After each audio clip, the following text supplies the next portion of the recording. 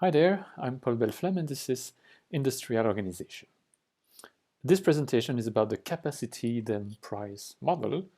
Our objective is to analyze situations in which firms choose their quantity before their price, and we want to show that sometimes this model is equivalent to the Cournot model. We refer here to section 331 in the textbook.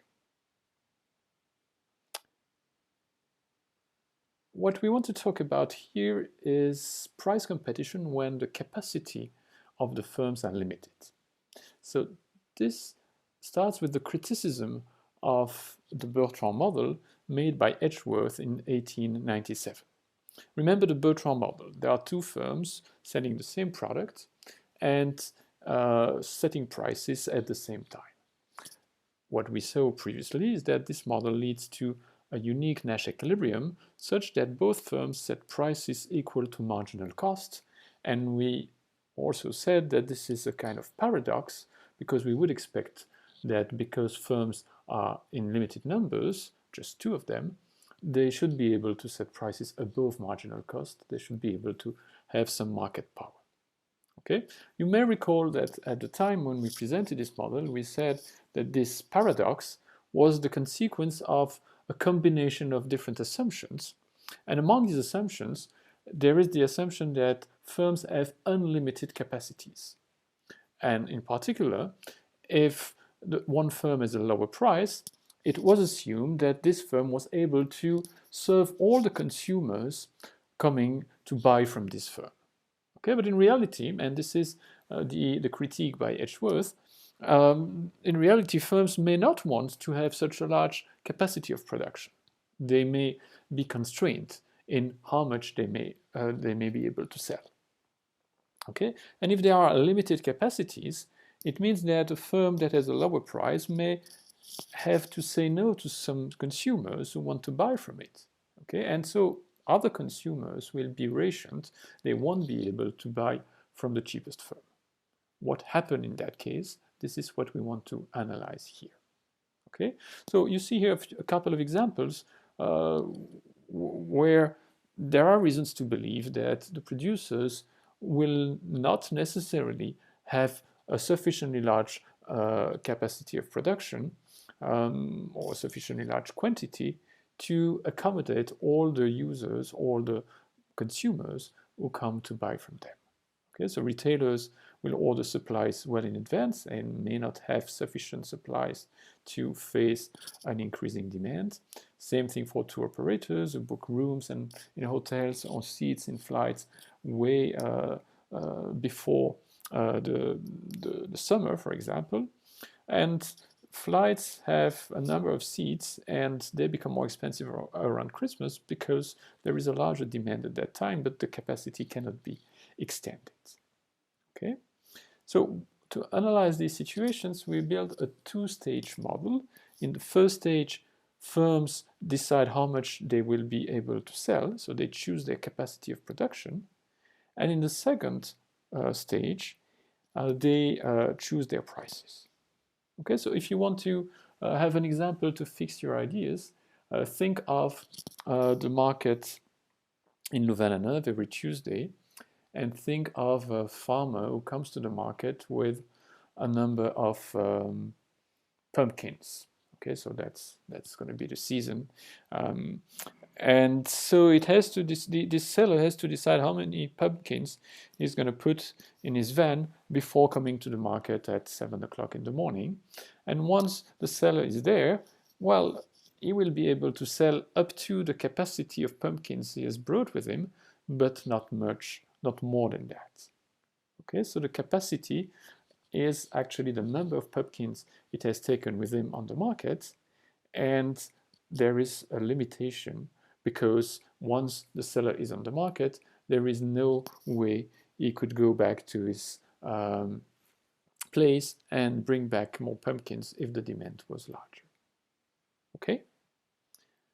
Right, so this is the setting. Let us put it in more formal terms now. The firms first set a capacity, we call it QI upper bar, and they incur a cost of capacity C. Okay, so QI bar is the quantity of pumpkins that the farmer is going to bring on the market, and each pumpkin has cost C to be produced. Okay, then once on the market, this is stage 2, the firms set their price, PI, and then the cost of production is 0 up to the capacity.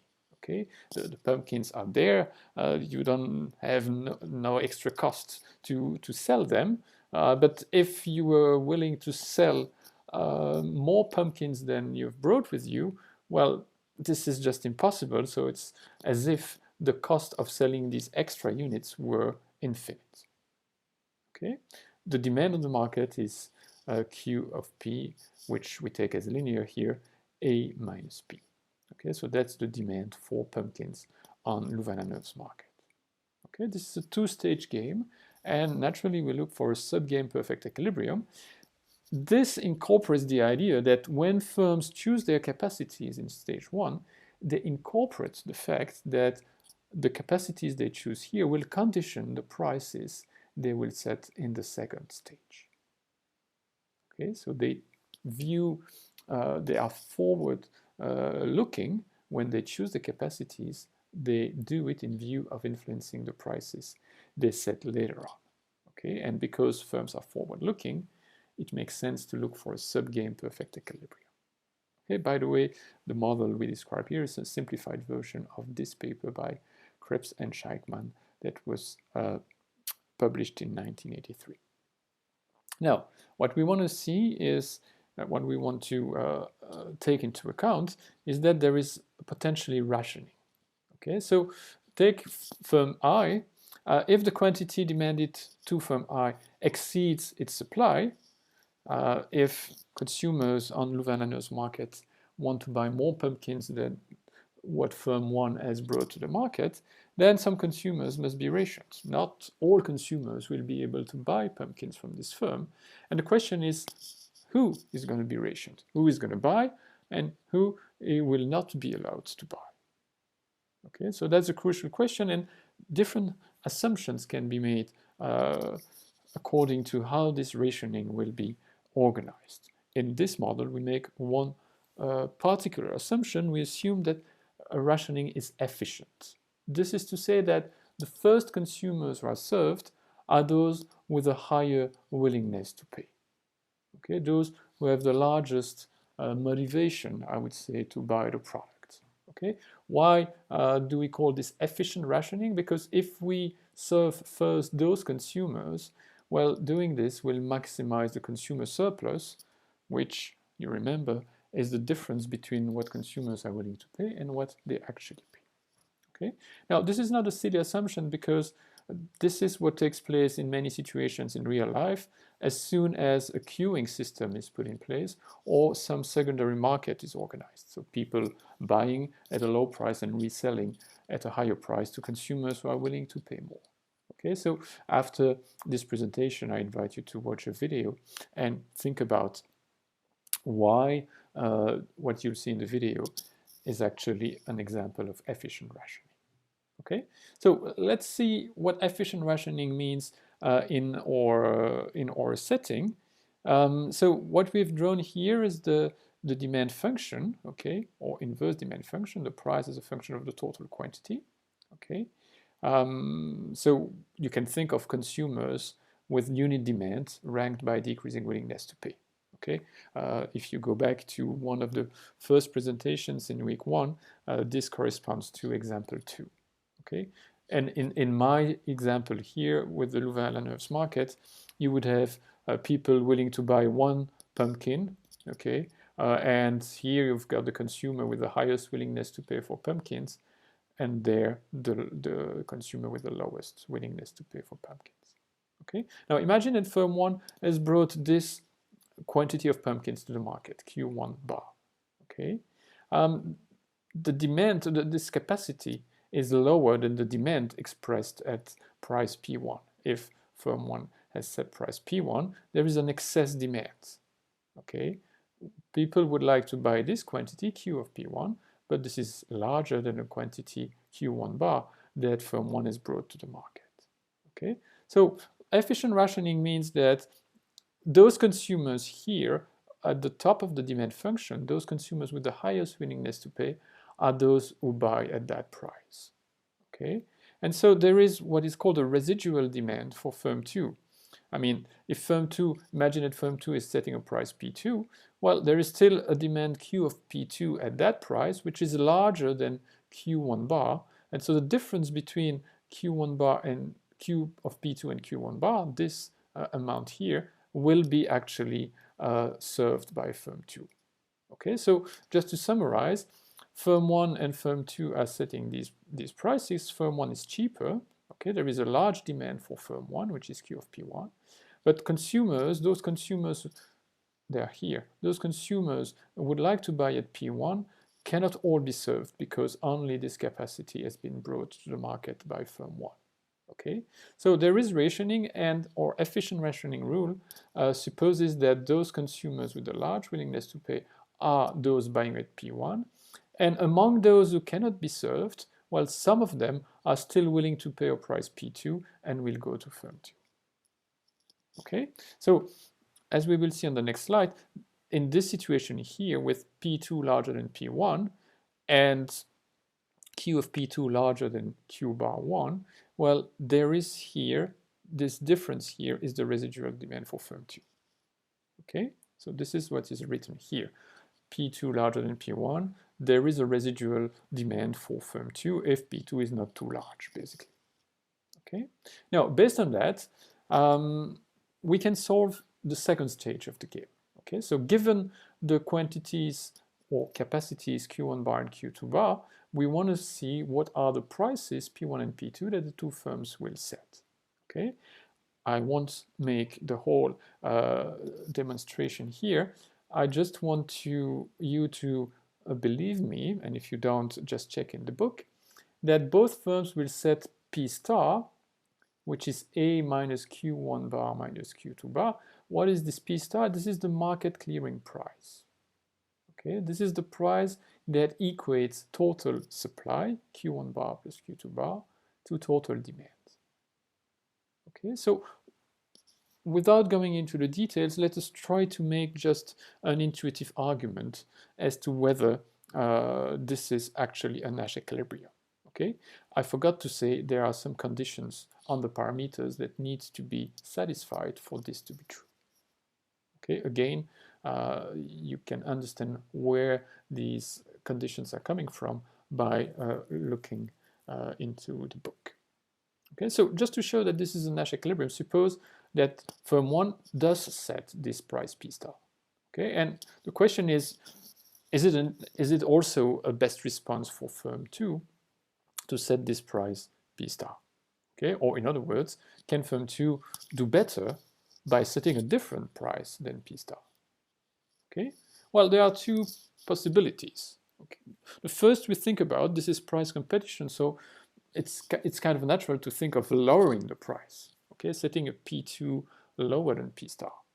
Okay, so this is what we were looking for in the Bertrand model. That was what was driving the prices to go down to marginal cost. There was always an incentive to be cheaper than your competitor to try and attract the consumers. Okay, but here the situation is different.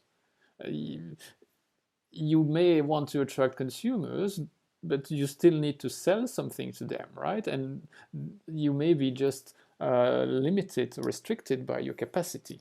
And this is what happens here, okay? Firm 2 is already selling its whole capacity at P2 is equal to P star, okay? So reducing the price below P star would not allow firm 2 to attract more consumers because it's not in the possibility to sell anything to them. It is already selling its whole capacity.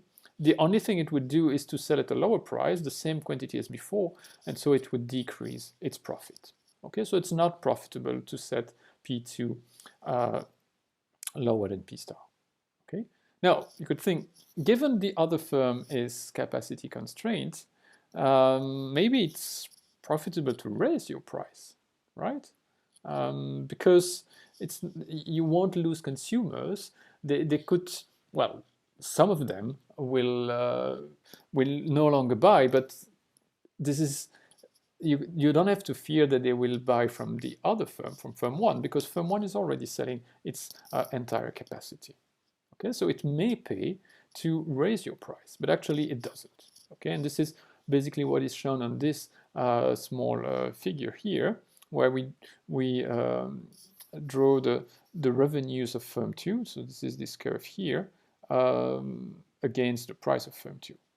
Okay, so what this figure says is that the price P star is already at the right of this price here, 1/2 of A minus Q1 bar, and this price is the one that would maximize the revenues of firm 2.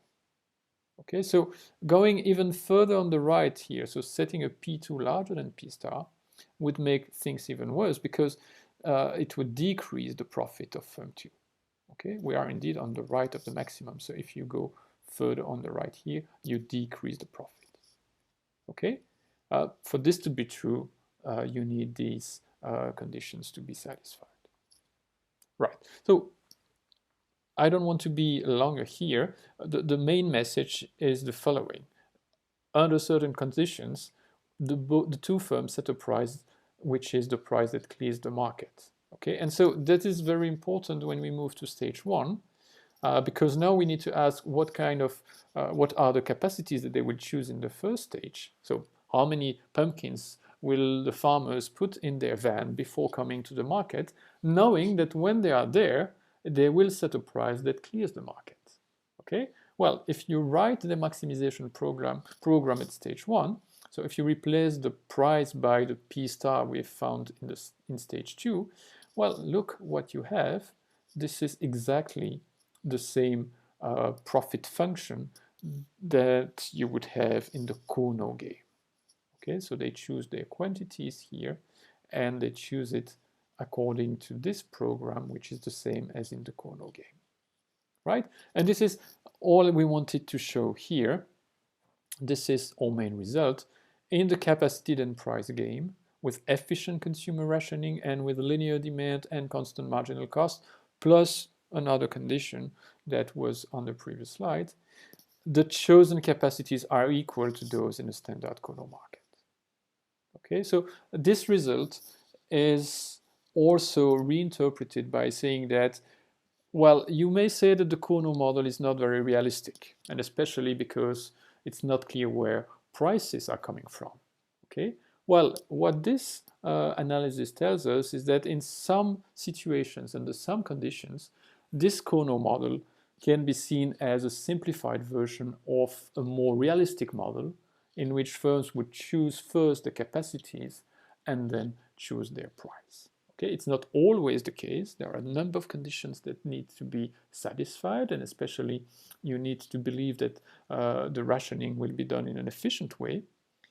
But sometimes, and this is the message I want you to take away with you from this presentation, under some conditions, the Cournot model can be seen as an approximation of a more realistic model, where capacities are chosen first and prices are chosen second. Okay, that was it for this presentation. Thank you for your attention.